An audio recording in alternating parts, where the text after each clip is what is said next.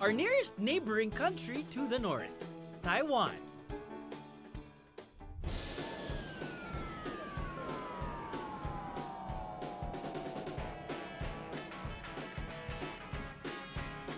Mula Maynila, halos 2 oras ang biyahe papunta sa Taiwan via Taipei.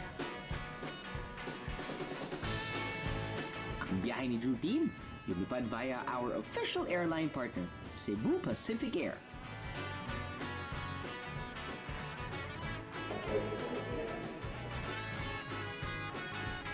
Biyahero tips! Para sa mas madaling pagdaan sa mga security checks sa airport, magsuot ng sapatos na magaan at madaling hubarin at isuot. Magbaon ng isang cotton jacket, ibalumbon para gawing unan kung sakaling antukin habang naghihintay sa inyong flight. I-memorize nyo na ang inyong mga passport number at importanteng mga detalye. Kung hindi ma-memorize, ilista ito sa ilang perasong papel at ilagay sa iba't ibang lugar.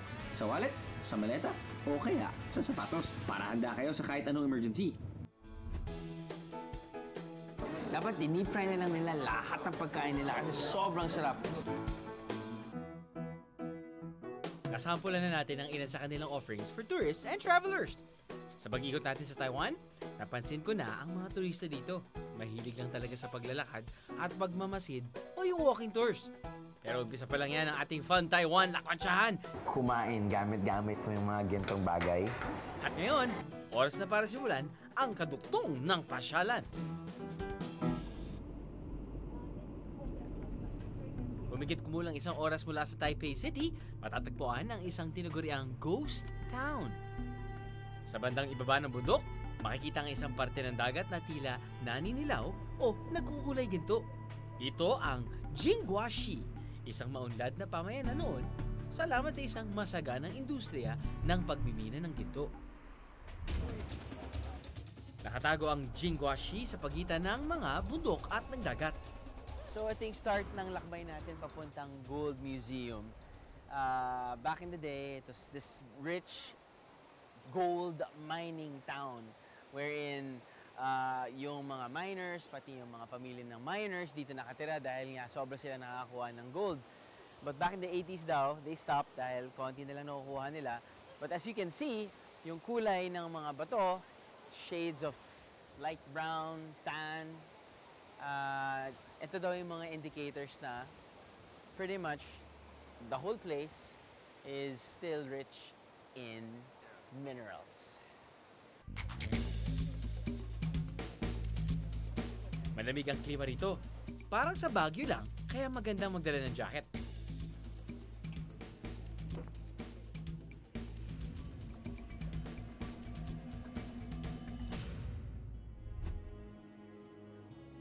Ang dating minahan ng ginto, ginawa ng isang museo na pwedeng bisitahin ng mga turista. Noong 2002, nominado ito para maging isang UNESCO World Heritage Site.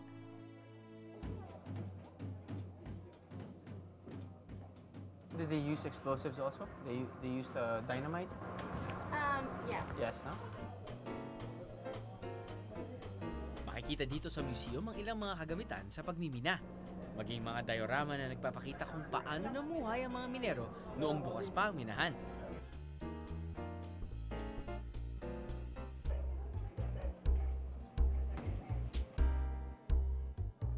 Isa sa tampok na atraksyon sa Gold Museum ay isang solid gold bar na pwedeng hawakan ng mga turista. Sabi ng aming tour guide, kung sino raw ang makakabuhat ng gold bar, pwede na niya itong iuwi.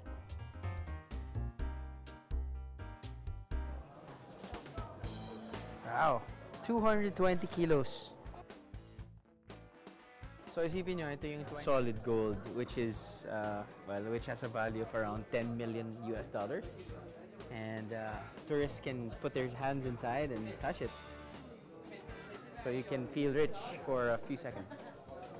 And you're poor again. And you're rich. And then you're poor. Kung hindi ka pa kontentong tinan lamang ang mga mining paraphernalia o ginto, aba di pumasok ka sa isang actual gold mining tunnel.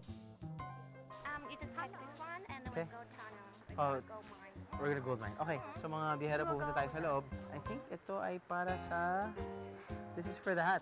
This is the hat? No? Or for... We take gold and put it here? No, Ah. this is your Oh, Rabbi, hello. Like this. Okay, let's go inside. After you wear a helmet again. I wear helmet. So, bababa tayo sa tunnel kung saan dati nagtatrabaho ng mga minero kumukuha ng ginto. Wow, Tagalog. Hi. Wear a helmet. Okay. Everyone should. Yes. My hair is too fluffy. Where are we going? Oh, there's a tunnel? Really?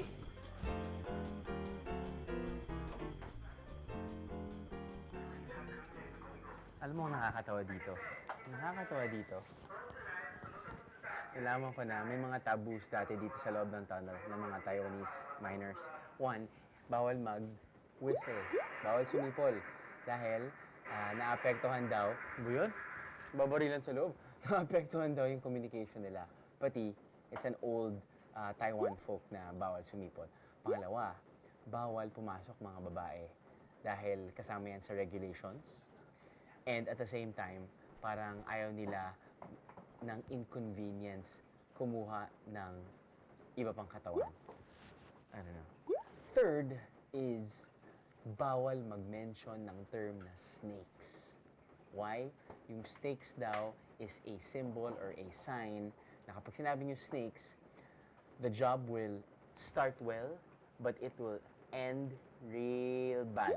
Dahil mag-start sila ng trabaho pero wala silang makukuhang ginto. Yun.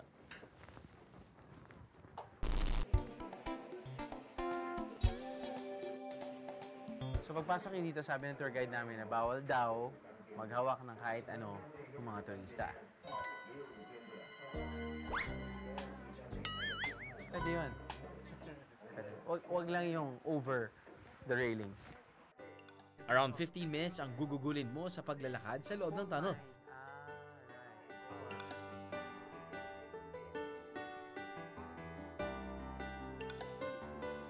Malamig ang hangin sa loob ng tunnel. Pero isipin nyo na lang, noong araw, may mga pinapasabog pa sa loob ng tunnel. Masikip, madilim, saka mo may isip kung gaano kahirap magmina ng ginto at kaya ito ganun kamahal.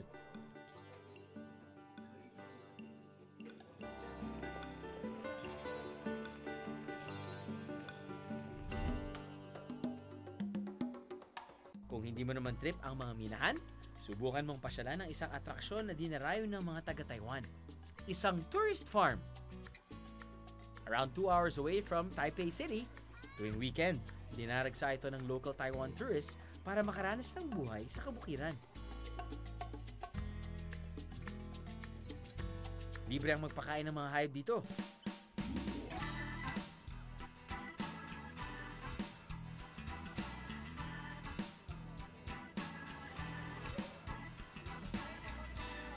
Pwede ikaw rin mismo maggata sa baka.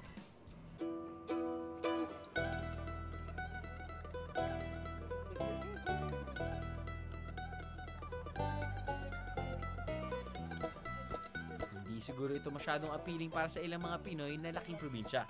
Pero para sa mga taong laking syudad at napalilibutan ng mga gusali, isa itong living and breathing theme park.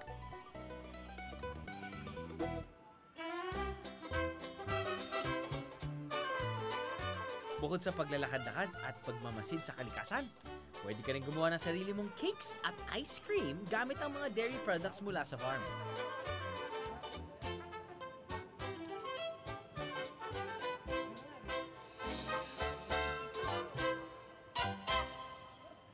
Kung napagod ka sa paggala sa kalawakan ng rancho, don't worry dahil may accommodations din dito. Na-rated 3 stars lang naman.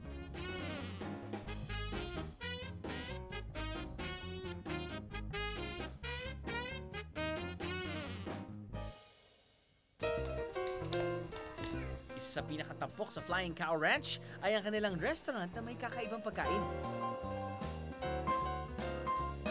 Halo-halong gulay at karne ng baboy, baka at tupa na pinakuluan sa gatas ng baka o tinatawag na milk hot pot.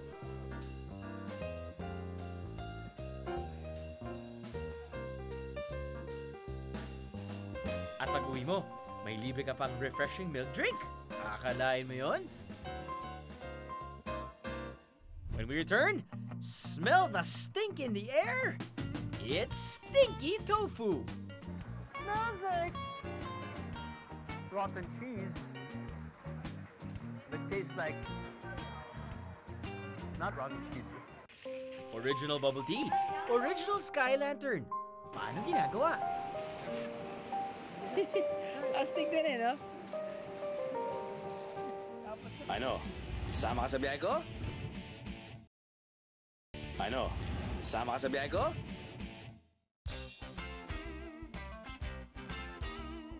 45 minutes away from Taipei City, sa northern part ng Taiwan, matatagpuan ang isang beach na isang sikat na pasyalan.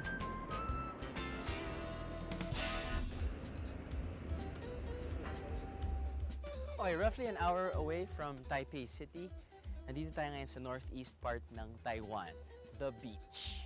And usually, yung mga locals pumupunta dito para sunbathing. Parang sa atin, Batangas, pero ito, this is the nearest kasi to the city, so ito talaga yung pinupuntahan nila.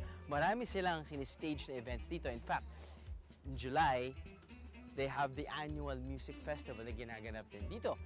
But we are here in June because of, well actually it's not yet June, sorry, end of May. Dahil nandito tayo sa 7th Fulong International Sand Sculpture Art Festival.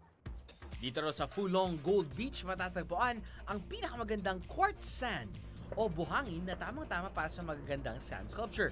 Kaya noong 2008, sinimulang gawin dito ang Fulong International Sand Sculpture Festival at ngayon nga ay nasa ika-6 na taon na to. Akalain ko sa Boracay tayo na yung may pinakamagandang sand sculptures. Hindi pala. Ito ay larger than life. Ilang competitors din na nagmula pa sa iba't ibang bansa ang gumawa ng mga dambuhalang sand sculpture na to sa loob ng isang linggo. $100 ang entrance fee para maging up close and personal ka sa mga nagtatayugang sand sculpture na to. Pero may discount para sa elderly, students at persons with disabilities. Ang theme ng Sand Sculpture Festival ngayong taon, travel. Saktong dating natin dito mga biyero. So apparently, itong sand sculpture na to ang nanalo this year. Yung artist ay isang Russian. At kung makikita mo, this side is pretty much the same as the other side. Parang medyo opposite lang. Pretty cool. He made it in 1 week. Yeah, man. Galing. Like really sharp cheekbones.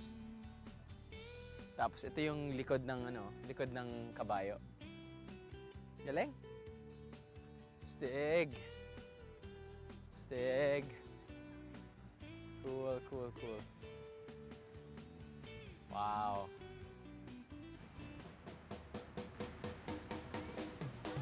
Dahil may kalayuan sa Taipei City, merong matutuloy ang hotel sa tabi ng beach. Dito naka-check-in ang mga sumali sa Sand Sculpture Festival.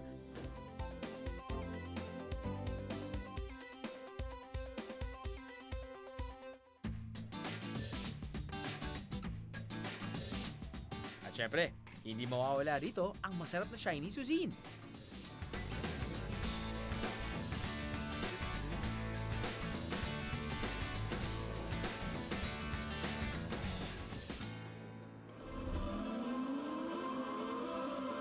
Sa central downtown ng Taichung City, makikita ang street performers na naglipa na sa kalsada tuwing linggo ng hapon. 哎，可是现在是要冷冻的。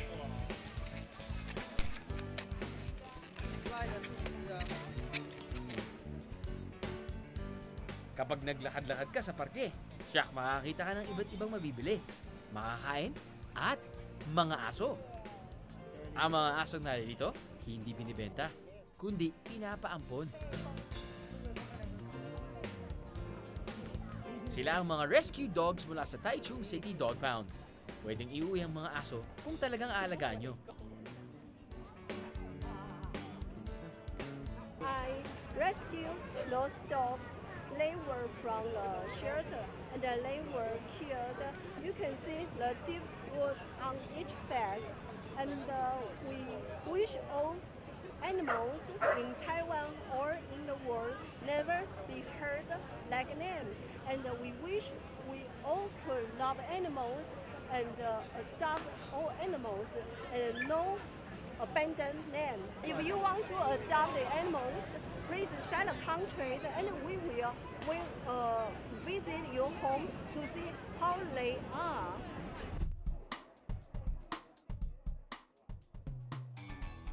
Malapit naman sa Golden Ghost Town ng Jingguashi, matatagpuan ang isang masikip na eskinita sa lugar na kung tawagin ay Jufin o 9 portions. Alright mga biyero, nandito tayo ngayon sa sikat na eskinita dito sa malapit sa kanilang Gold Museum. Ito yung tinatawag nilang 9 portions. Tinawag itong 9 portions dahil noong araw daw, 9 na pamilya lamang nakatira dito. At kapag bumaba sa bayan ang isa sa pamilya para bumili ng kahit ano, palaging 9 na piraso ang binibili niya para meron ng lahat. Isa sa pinakasikat na delicacy ng Taiwan ay ang stinky tofu. Malayo pa lang ay alam mo na kung saan may nagtitinda nito dahil, that's right, you guessed it, umaalingasaw ang amoy nito.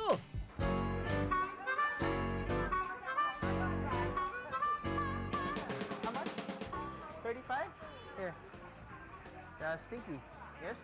Why is it stinky? Because it's mabaho. So ito yung kanilang stinky tofu. And actually, hindi naman ganun kabaho. I mean, konting kurot sa ilong, pero hindi naman sobra. Now, may 2 kinds daw sila. Yung tofu na deep fried, both naman are deep fried, no?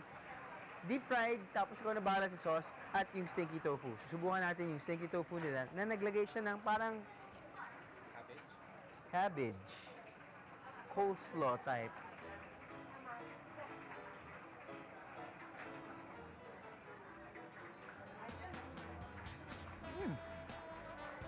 It's actually good. It's really good. Hindi siya katulad ng durian. Sabi nilang durian, smells like hell, tastes like heaven. No, it smells like hell and tastes like hell also. But this one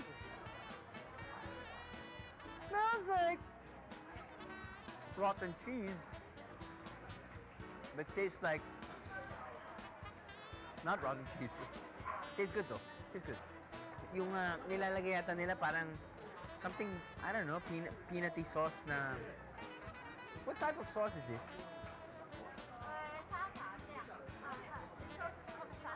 Cha-cha. What's inside? Fish sauce. Kaya pala nangangamoy siya dahil naglalagay sila ng fish sauce or patis. Sarap! Sarap siya. I think second version nila is just deep fried tofu. Naglagay siya ng konting some savory sauce and then yung kanilang coleslaw again. Kung wala lang ngayon akong heartburn, maglalagay ako ng chili sauce kasi yun yung pampafly. Yun yung boom panes.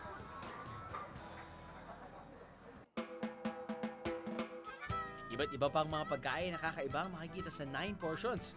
Tulad nito, ice cream na binalot ng lumpia wrapper, binudburan ng mani, at coriander o wansui.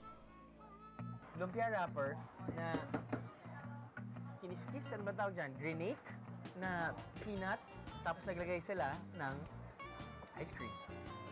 Red bean, pineapple, or taro, which is sa atin, similar to ube. But this one. Coriander. Okay, sure. Hindi ko alam kung anong lasa niyan, but it's weird. Lumpia wrapper, tapos nun may peanut, tapos nun may ice cream. Okay lang yun eh. Pero may coriander. Weird. Thank you. Thank you. Very interesting texture. Para sa okay, nangyari niya parang, alam mo yung mamang sorbetero na may dirty ice cream, tapos may dalang tinapay, parang ganon. Ito, lumpia wrapper. Pero hindi ko malasahan yung coriander eh. Pero gusto ko yung texture at lasa ng peanut, pati ng ice cream. I absolutely love this stuff. street food, tapos ganito, tapos ang dami mong variety. Oolong tea. It's good. It's really good. Sisi. Kadalasang masikip ang eskinitang ito dahil sa mga dami ng turista. Halos 2 tipa lamang lapad ng eskinita, kaya kapag may blockbuster na pila sa isang tindahan, asahan na hihinto o babagal ang paglalakad ng mga taong dumaraan dito. Okay. Yung mga tinikman natin kanina, yun yung mga old-fashioned, traditional turo-turo or street food, no? Ito naman yung medyo new generation, new wave. And sikat din daw ito. So, we shall try... Hi. Oh, really? Free? Oh, thank you so much. Man. Sisi. Oh, more. Oh, cool. There you go. Sarap talaga. Basta meron lang tayong camera, tapat mo lang, libre. The power of the media. Just don't overdo it. Yes. Anyway. Wow. Okay. Puff pastry, para siyang croissant, pero hindi natin alam kung ano nasa loob. Custard maybe? I don't know.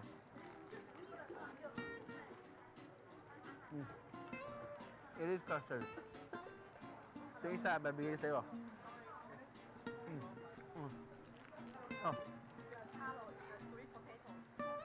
Oh, sweet potato.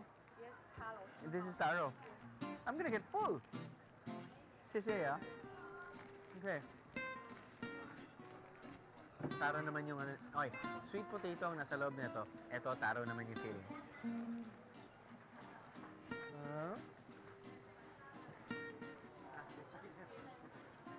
Ayos.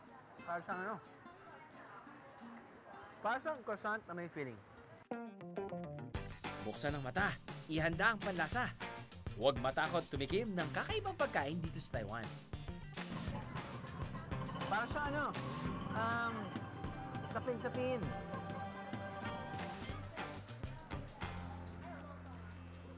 Ayos na ako. Pwede na. Speaking of kakaibang pagkain, isang hole-in-the-wall restaurant ang aming nadiskubre. Nakatago ito sa isang eskinita ng Taichung City. Ang Kai Shen Halogen Meat Food Restaurant. Medyo mouthful ang pangalan ng restaurant to. Ang mga pagkain nila rito, sikat daw sa lahat. Mapamasa man o may kaya. Traditional Chinese cuisine na over 100 years old na ang recipes na inihahain nila.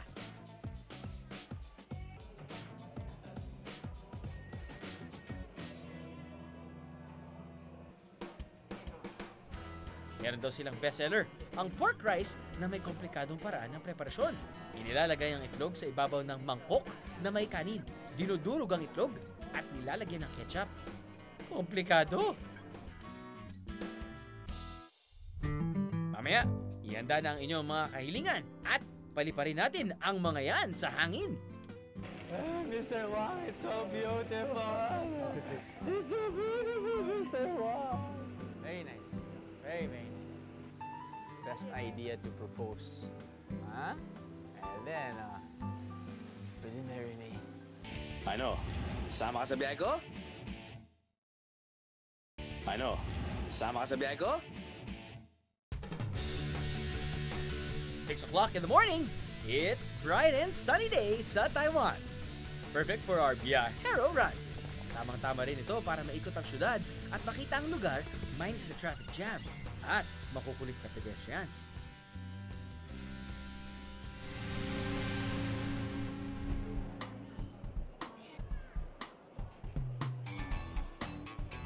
Pero hindi lahat ng lugar sa Taiwan ay mararating na tumatakbo lamang.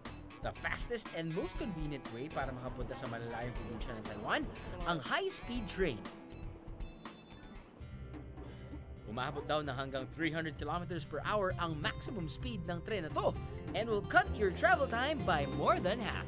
Nagsimulang tumakbo ang Taiwan high-speed train noong 2007 at ngayon, mahigit kumulang na 130,000 na tao ang sakay nito araw-araw.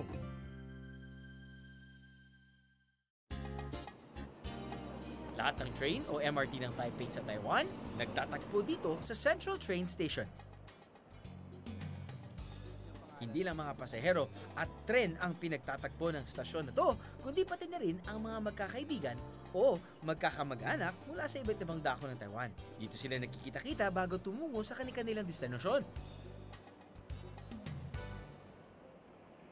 Maswerte naming natsyempohan ng isang exhibit na ginaganap dito sa Central Train Station ng Taipei. Sila ang Buddhist Zhu Qi Foundation na nakabase dito sa Taiwan. Pero kahit nasa Taiwan, isa rin sila sa mga organization na tumulong sa mga nasalanta ng bagyong Yolanda sa Pilipinas. We pay them 500 pesos per day and help them to clean their home by themselves, but we pay them. We know that normally their pay will be 260, but our master he think when after the disaster, price of everything will be increased. So we pay them 500 not for their work. We want to help them. Just ask them to clean their home by themselves. Humigit kumulang na 300,000 na tao daw ang kanilang natulungan sa Tacloban at sa mga karatig nitong bayan. In the first day, they don't believe we will help them because we are not Philippine and we are not same religion. The first day, only about 600 people come to us work. But the second day, when they got our help, 500 pesos, and they tell all their people. So next day, more than 3,000 people, and the third day, next day, nearly 10,000. Allow me to say this on behalf of all the Filipino people. Maraming salamat po sa pagtulong niyo. Sa tahimik na Pingxi District, may nakatago raw na sikreto. Pero ang sikreto ito, alam ng buong mundo. Dito raw nagmula ang kauna-unahang Sky Lantern. So nandito tayo ngayon sa isang small town called Pingxi. At kikilalanin natin ang isang Sky Lantern maker na gumagawa ng Sky Lantern for the past 20 years. This is actually a good tourist destination dahil tutulungan niya tayo kung paano nga gumawa. At mamaya, kapag gabi na, papalipad natin yung Sky Lantern. Hi, Mr. Wang. Hi. Hello. Good afternoon. Thank you. Hi. So, can you teach me how to make Sky Lanterns? Yeah. Yes? Go there? Yeah. Okay. Please. Sorry, I just can't speak English. No problem. Just Skylander. What paper do we use, Mr. Wang? Yeah. What type of paper? In the 过去哈 4 pieces. 4 pieces. Yeah. You need 4 pieces for one lantern. Yes. Okay. Another materials is a bamboo. Bamboo. This is a traditional. I go back to grade school. Yes. You wrap it around. You fold it. Yeah. So use a masking tape. That's right. It's easy to. Inside first, before peeling. Naimbento raw ang Sky Lantern ng mga magsasaka sa Pingxi. Dahil nasa bundok ang kanilang mga bahay at sakahan, kailangan nilang makaisip ng warning at communication system kung sakaling salakayin sila ng mga tulisan o bandido. Kaya naisip nila ang Sky Lantern. Isang tahimik, ngunit mabisang paraan para makapagpadala ng babala sa ibang bayan tungkol sa nakaambang panganib. Di naglaon, naging paraan na rin daw ito ng nagdarasal at pagpapadala ng kahilingan o mensahe ng mga tao sa kalangitan. Okay. Alright. What do we do? Okay. Kukuha muna siya ng hangin. Tapos doon, ilalapag niya. Now, kapag hindi mag-fall down, ibig sabihin nun, walang butas dahil may hangin pa sa loob. Alright. It's okay. Very good, Mr. Wang! Ay, I am a good student. Hello! How? Hello! Okay. Where to, Mr. Wang? Okay. And after we make a wish. At ang final step sa paggawa ng Sky Lantern, Ilagay ang mga papel na ibinabad sa gas. Siyempre, yun yung kailangan para umapoy. At pag magkaroon ng hot air, dun lilipad. Pero bakit 12? It represents daw the 12 zodiac signs and the 12 months in a year. So parang, pag 12 months in a year, it's pretty much like 365 days. So every single time, every single day, you're blessed. So yung wish mo would come true. And then you lock it.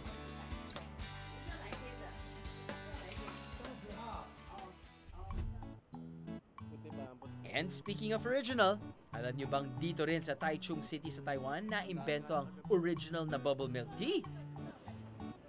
Noong 1983, hindi para uso ang pag-inom ng tea sa Taiwan. Mula sa iced coffee ng Japan, naisipan ng isang Taiwanese businessman na gumawa ng bubble milk tea o tsaa na kinalog-kalog sa yelo. Noong 1987, naisipan nilang lagyan ng sago o pearls ang kanilang cold tea. Thus, the pearl milk tea was born. Mula Taiwan ay umabot na ang inumin sa iba't ibang panig ng mundo. Hanggang sa Pilipinas.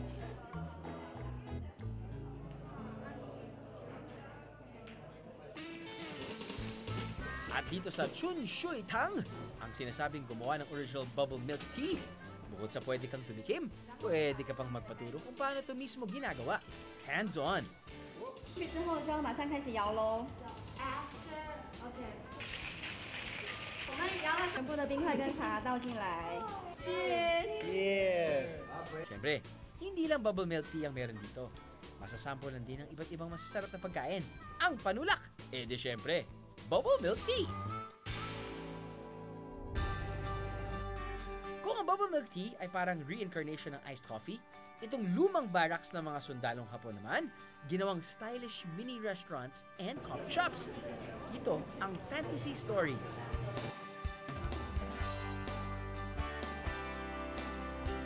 Ihahantulad ito sa Cubao Expo sa Maynila kung saan kakaiba at may kanya-kanyang estilo ang mga tindahan.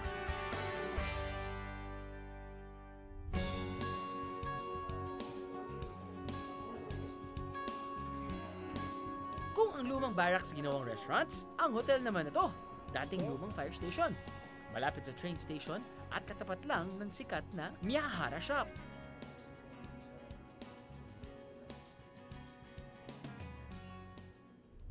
Okay. Papalipad na namin yung Sky Lantern. And now, the moment to release.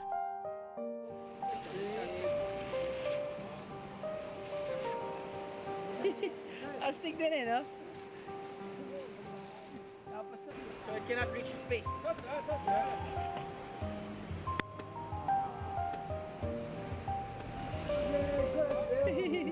So 7 minutes daw yung maximum time niyang lumilipad. Bye-bye!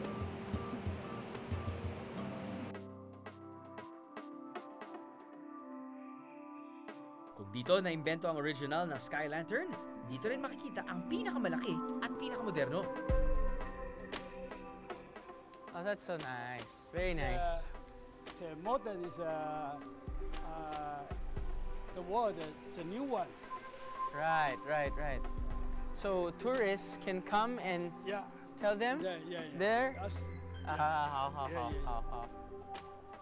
So mga bihero, kanina di ba pinakita ni Mr. Wang yung traditional way of, releasing sky lanterns. Dito, pag sa mga turista, pwede silang pumunta dito, pasulat nila doon sa, I guess, naglalagay sa computer, no? Kung anong wish mo, kung anong message mo, tapos na nilalight up nila yung malaking LED screen, which is wrapped around that dome, or that diamond-shaped dome. Well, at least, hindi siya nagbibigay ng debris. Diba? Looks more extravagant, definitely brighter, and bigger. Best idea to propose. Huh?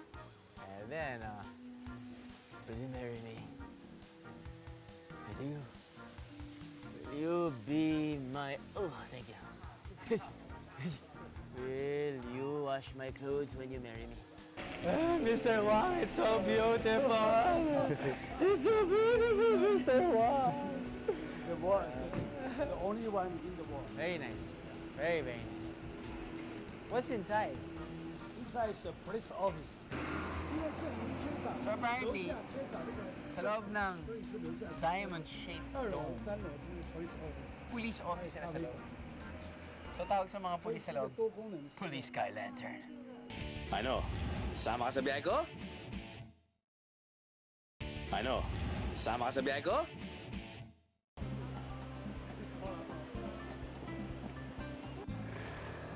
Bago ako makapunta dito sa Taiwan, naisip ko, how is it different from Hong Kong? Sorry, yun lang yung basis of comparison ko. Thank you, Lolo. Baka pwede ko nga makompare sa Hong Kong dahil it is fast-paced, you know? Marami ring food options, yes. People are walking fast, yes. Pero I guess, konting bawasan mo ng quantity ng tao. Konting bawasan mo yung roughness ng mga locals. Diba usually sa Hong Kong, kapag nasa restaurant ka, oh, ito na dish, ito gusto mo, ano, saan yung pera mo, ganon. Pero dito, meron silang, nararamdaman ko yung parang Japanese type of attitude.